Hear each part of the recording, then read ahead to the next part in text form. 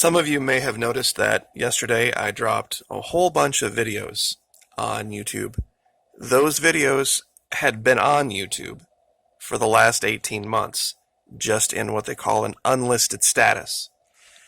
That is the way that Patreon was done. Now, I haven't advertised the Patreon channel in a long time, so I'm going to waste about a minute and a half here explaining why I had to drop those videos and why YouTube is doing what it's doing coming up on the 10th. When you started a Patreon channel, all you were doing is uploading videos to YouTube, leaving them in the unlisted status, then setting up the Patreon account, and then basically at different subscription levels, you gave people access to those unlisted links. Which means all of the video hosting was being still done by YouTube. So all the channels that you thought were leaving YouTube for Patreon, they weren't. They were just opening a Patreon account and still using YouTube. Well, YouTube was having none of this because why should they for free, host all of these videos for their competition? Patreon itself doesn't do any video hosting. So they put something new in their terms of service that said channels that are not quote-unquote commercially viable, they're going to have the ability to, at their discretion, deprecate. So it's their platform. They can make whatever rules they want. We just have to adapt to it. So I took every video that I had that had gotten demonetized and deleted it.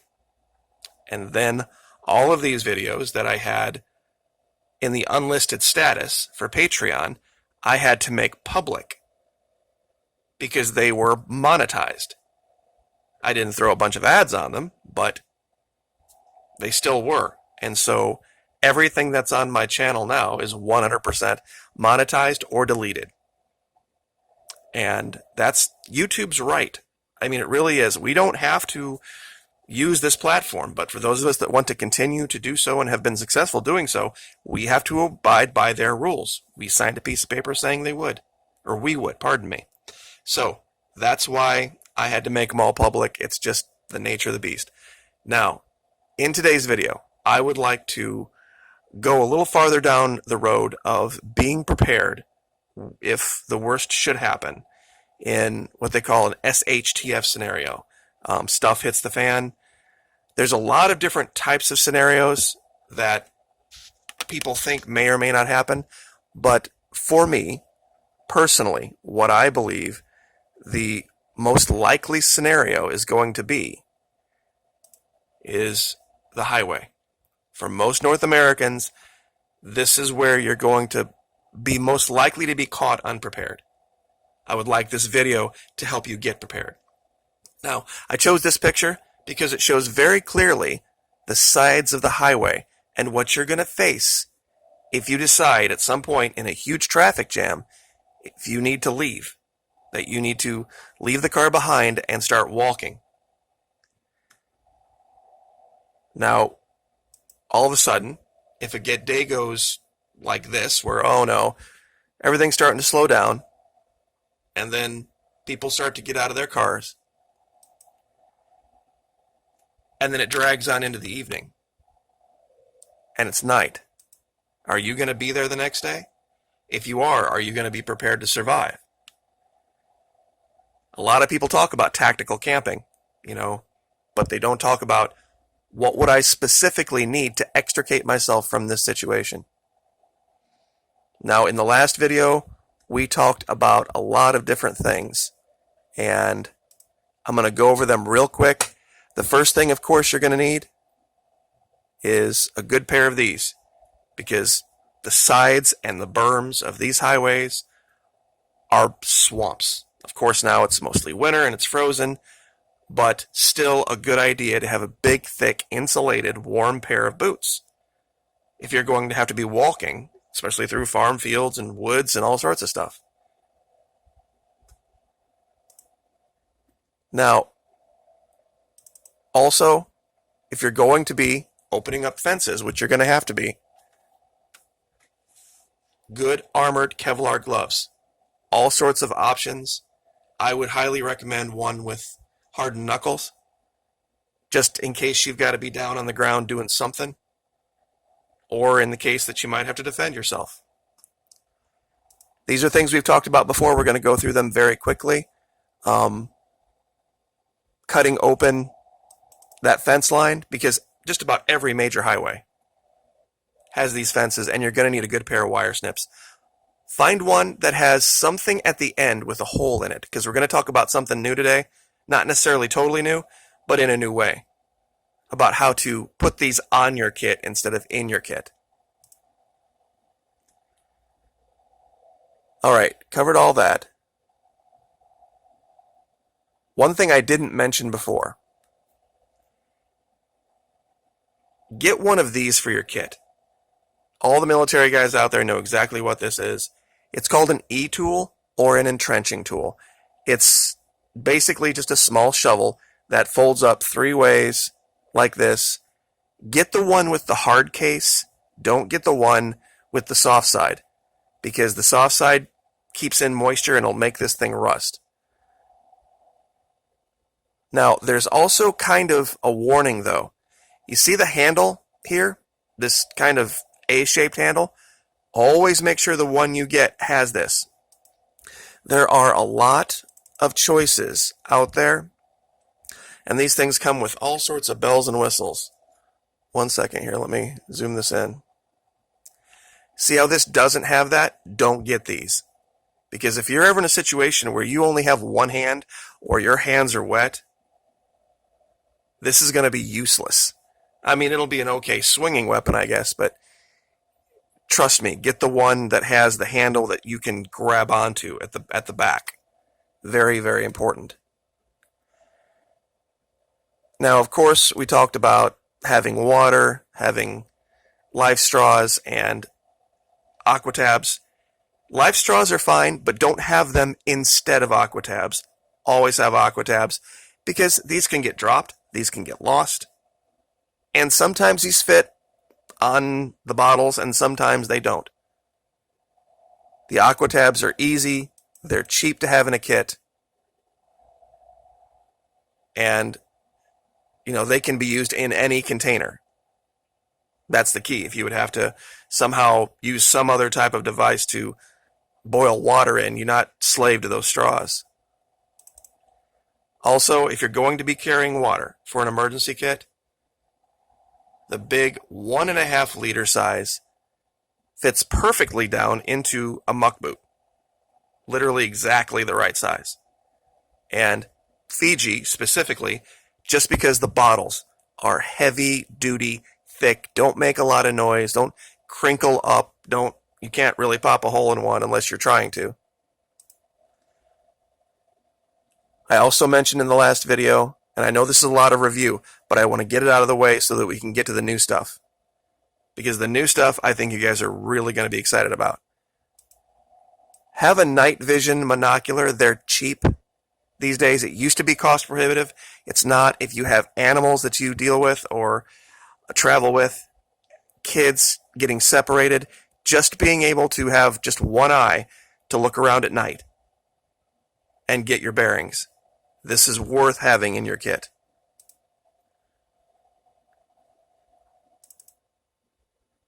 A lot of people kind of laughed at this particular suggestion, but it has a lot of functions.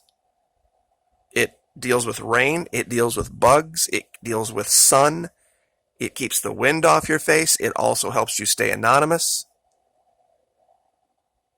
And in push come to shove, if you had to, you could use this as a net, a makeshift net for like water, like to strain things out or to possibly capture fish. Who knows if you were in a situation where you had to fish. Definitely a huge, huge asset to have in your kit for very little space. Now, I had also mentioned about having an arc lighter. Instead of the actual lighter style, this is like a candle lighter or a grill lighter version of the same thing. This could also be used as a weapon. And anybody who has made the mistake, sorry about that, of shocking themselves with one of these arc lighters knows how painful this can be. This one has a bigger battery. Once charged up, will last longer. For my money, the best compact fire starting device out there. No lie. You can just at Amazon just say arc lighter, candle arc lighter, something like that. And I think that was pretty much everything. We talked about having zip ties because they're useful for like 1,000 things. And if you're going to have a blanket, if you're absolutely going to put one in your kit, I know this seems strange, but get the grommeted moving blankets. They're thick, they're heavy, reinforced stitching, and you can use these grommets. You can zip tie this thing up as a makeshift shelter. You can also get a couple of sturdy branches and zip tie one side to one and one side to the other, and you have a makeshift gurney if you would need to carry somebody. So I think that's everything. Now, here's something new, and we're going to start someplace over here to talk about this. Picking the bag is very important. Now, this particular one, cost-wise and utility-wise, is probably your best bet. It's a low alpine bag that they sell. Just you can Amazon LOWE space ALPINE and it'll pop right up. This is the 60-liter version. It ticks off all the boxes in the sense that it has wheels, and this particular one, big, heavy-duty rubber wheels. In fact, you can see that down here, that aren't going to break and snap and crack like all the ones that the cheapos have. Can be carried like a backpack. This one has a nice, big, thick, heavy piece of ABS plastic in the back here that holds this handle. Now, this handle is the key. You can pull this thing out, this handle, and run paracord across this, and now you have some place to carry yet another bag or some other type of device. Now, if you want to go whole hog and spend $400, Force Protector Gear makes a Deployer XP loadout bag that is fantastic. Not a giant fan of the wheels on it, but they're metal, so I don't think they're going to probably break anytime soon. And once again, you just go to the website, Force Protector Gear. You know, it's fairly expensive bag, but this guy on YouTube, WitKid1, WITKIDONE, does a full review of this bag. Big, heavy, padded sides, all sorts of bells and whistles. Fantastic bag. But, you know, that's personal. That's up to you. You can get those used on eBay for about $125. Now, real quick before I forget, I had mentioned the type of vehicle that you could choose over others. Now, it's very particular to the person, but the reason I chose this particular vehicle as my daily driver, in case of a situation like we're talking about, all-wheel drive, alloy wheels. I know a lot of people said the size of your wheels don't matter. Really? Really? Ever seen any of the big 4x4s off in the mud? You know who the ones are that always win the competitions? The ones with the biggest wheels, not the biggest tires. Now, there was something I failed to mention about specifically the GMC Acadia, and one of the reasons that I chose it. Right in this area, behind the passenger seat, the front passenger seat, down here in the floorboard, believe it or not, that's where the battery is. The battery is interior to the vehicle. And for those of you that would have to be surviving in a car, if you were in a situation where the weather was not, amenable, you have direct access to the battery inside the vehicle. The battery is literally locked inside the car. So if you had to abandon the vehicle, anybody attempting to hotwire it, if you just pop this out real quick and take off one of the leads and put this all back, I guarantee the hotwiring guy is not going to figure this out. It's only a few vehicles that are like this. There's a Buick that's like this, and I think a Cadillac version, I'm not sure. But something else you can add to your kit that's going to make life so easy are these lanyards, these retractable heavy-duty lanyards for whatever tools you have. This shows a radio. You can have it for your snips, for your tools, those snip tools. And the reason, of course, you would want that is, let's go back to our big picture again. And give me 1 second here. And I'm going to zoom this in. Now let's say that you have decided you want to leave and you're down here in this muck, and of course you've got your muck boots and you're trying to snip through one of these fences. And it's wet and watery and you drop your tool. Well, if you have it on a heavy-duty lanyard, no big deal. It's going to stay right in your hand. Same thing with your smartphone. Same thing with your knife. Same thing with any other tool you may have. You might be traversing areas where you don't want to drop things because that might be the end of them. So just wanted to cover that. And they come in so many different styles. This one is just a regular hook. This one has Velcro. This one is belt clip. And these are all, T-Rain. Just a regular hook.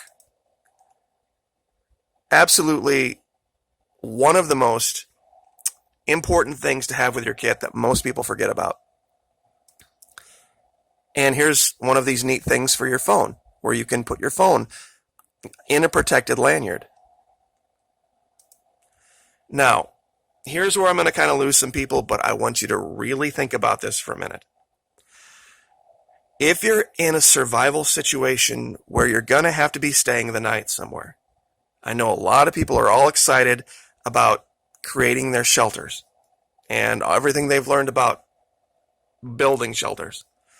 The biggest thing, and my military guys will vouch for this, that sucks the life out of you is sleeping on the ground. And I know you've got, okay, I'm going to bring a sleeping bag, or I'm going to gather up a bunch of hay like Bear Grylls did, all this kind of crap. There is a way to beat this. And besides, what if this is the only thing around that you're walking through? What if it's this? Or this? I don't care what kind of sleeping bag you got or shelter making skills. If you're in a wet or cold environment, you're going to need to be off the ground. Now, we'll get back to that in a minute.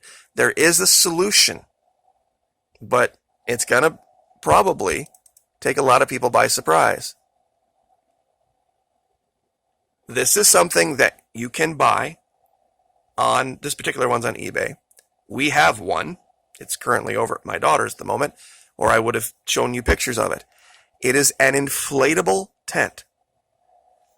The entire floor of the tent inflates like an air mattress. And you have these poles that go over, and this thing collapses down small. Remember when I said you could wrap the paracord around the handle of the kit and you could put something else on top there? This is going to be my number one choice.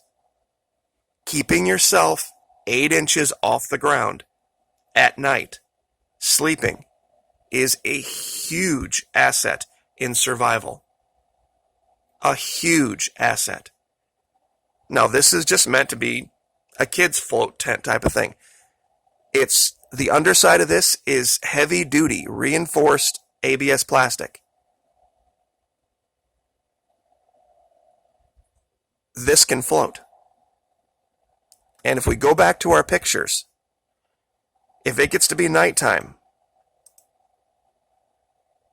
and you're faced with dealing with this, I can inflate the tent, throw it right on top of this, and I don't got to worry about it. I can sleep right on top of it. I can sleep right on top of this, 8 inches off the ground. And it collapses down. I know you think, gosh, that thing's huge. It does collapse down to a reasonable size. About 25 to 30 pounds. But for 4 people, to keep them off the ground, and of course this opening closes, this is a huge, huge deal. To be able to be out of the wind and off the ground and not have to worry about bugs or snakes. Even if you have, let's say you have a sleeping bag that's all waterproof and warm and nice, and you lay it down on that filthy, horrible, either freezing cold ground or swampy ground, you got to clean that thing off or you're going to be carrying that thing with you. This, yeah, you would have to set it on there, but it rinses right off once you deflate it in its own pack. And this pack is separate from your main one. And like I said, what if you would encounter water, a large body of it? And we'll go back to our main picture again because it's one of the reasons that I picked it. Let me zoom this in.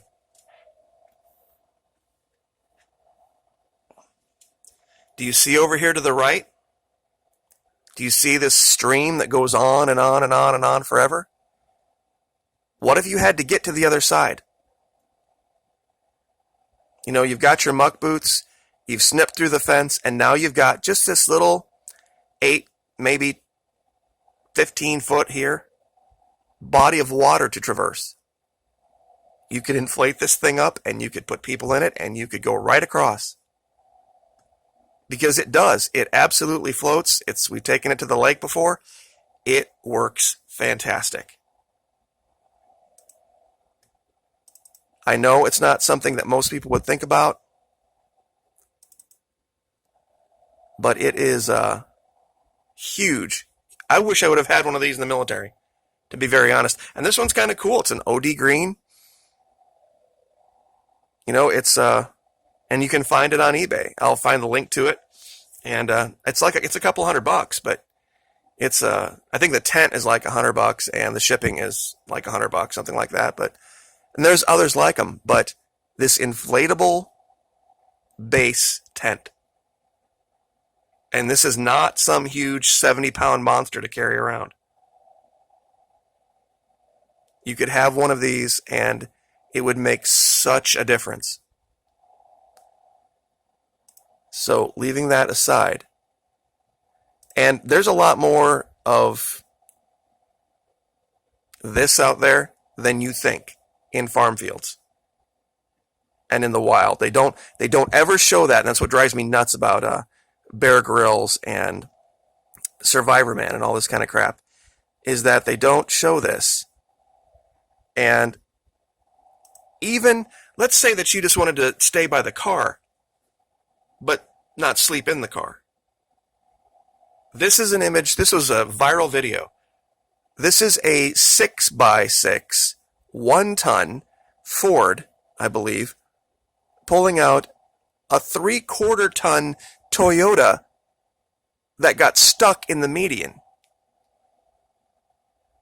3/4-ton, 4x4, big $65,000 pickup truck got stuck just in a normal highway median. That's how nasty this stuff is. Just what a lot of people wouldn't think about. And, oh, the solar. Absolutely. One of these things that you can kind of hang off of the back of your pack so that you can maintain some type of electronic devices, whether they're for maps, whether they're for light, or morale boost, something to do.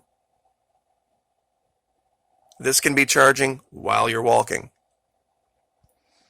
And I know there's a lot of other things that people don't think I'm mentioning. I'm not trying to ignore those things, but these are things that people don't consider as, important, but they really, really are.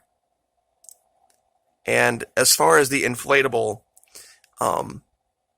tent goes, just carry a roll of this around. Works wonderful if there would happen to be a hole.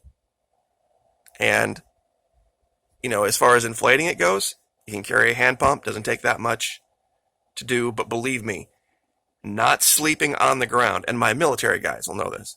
If you didn't have to sleep on the ground, you didn't.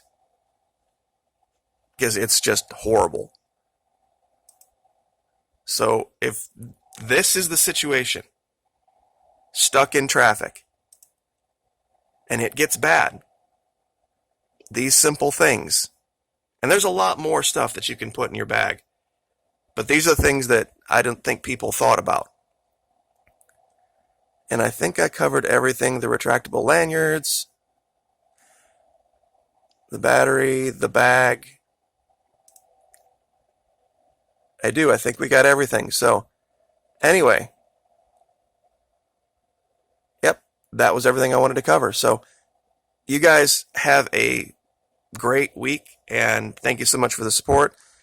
I appreciate it. It is somewhat unfortunate what's going on with YouTube. I can't change it. All I can do is deal with it. I hope everyone was blessed by the psychological operations training. It's one of these things that there's a lot of argument about it.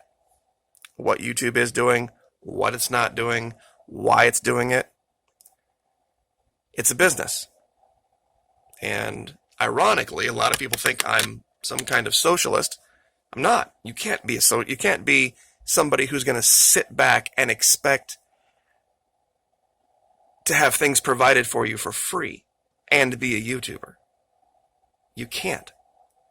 It's one of these things where you can work all day doing research and making videos, and there's no guarantee anybody's going to watch, anybody's going to click an ad, or you're going to make a dime. It's really, honestly, the hourly folks that are the most socialist, because they show up on time and give D- effort and expect full pay. If I had given D- effort here, I would have been gone a long time ago. And so would a lot of channels. And that's why I think some of the channels that are complaining the most about what's going on with YouTube are a little entitled, to be truthful. Because you're not entitled to anything here. I've had to work my ass off, and so have a lot of other channels. I'm blessed that I have been able to grow the channel to over 100,000 subs. Jennifer Hammonds works just as hard, and she's only got 25,000 subs. And there's a lot of channels out there like that, working their butts off every single day. It's just sometimes no rhyme or reason. But thank you, everyone, very much for your support. I appreciate it more than you know. I will do my very best to put out the best content that I can on almost a daily basis for you guys. And we'll hopefully be able to do this for a good long time. Like, share, subscribe, and we'll see you next time.